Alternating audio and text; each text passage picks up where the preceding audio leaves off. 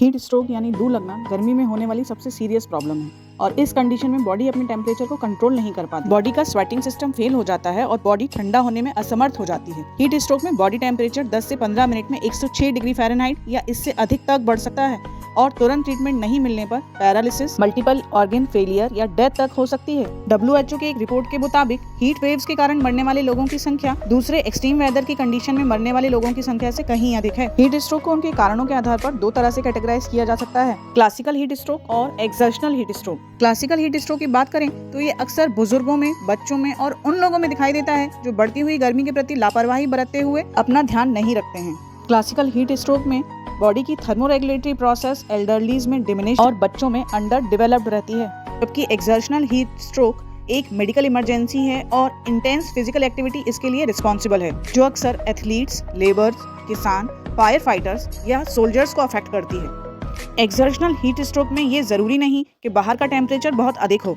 कई बार अपने कोच या बॉस के ओवर मोटिवेशन और प्रेशर में भी एथलीट्स या सोल्जर अपने फिजियोलॉजिकल कैपेबिलिटीज से अधिक परफॉर्म करने की कोशिश में इस हीट स्ट्रोक से सफर कर जाते हैं। हाँ, समय पे ट्रीटमेंट मिलने से इससे होने वाले मोर्टेलिटी रेट को कम किया जा सकता है। हीट स्ट्रोक की बायोकेमिकली सबसे इम्पोर्टेंट क्लिनिकल कंडीशन डिहाइड्रेशन है, जो या तो सिर्फ वाटर के लॉस से या फिर वाटर और इलेक्ट्रोलाइट दोनों के ही लॉस से क्रिएट होती है। डिहाइड्रेशन के दौरान सेल के एक्स्ट्रा सेलुलर फ्लूइड का वॉल्यूम कम हो जाता है, जिसके कारण इलेक्ट्रोलाइट कंसंट्रेशन और ऑस्मोटिक प्रेशर बढ़ जाता है और इस कंडीशन को सेटल करने के लिए सेल इंट्रासेलुलर फ्लूइड को मूव करती है, जिसके कारण सेल श्रिंक होती है और नॉर्मल मेटाबॉलिज्म डिस्टर्ब हो जाता है और प्रोटीन का ब्रेकडाउन बढ़ने लगता है।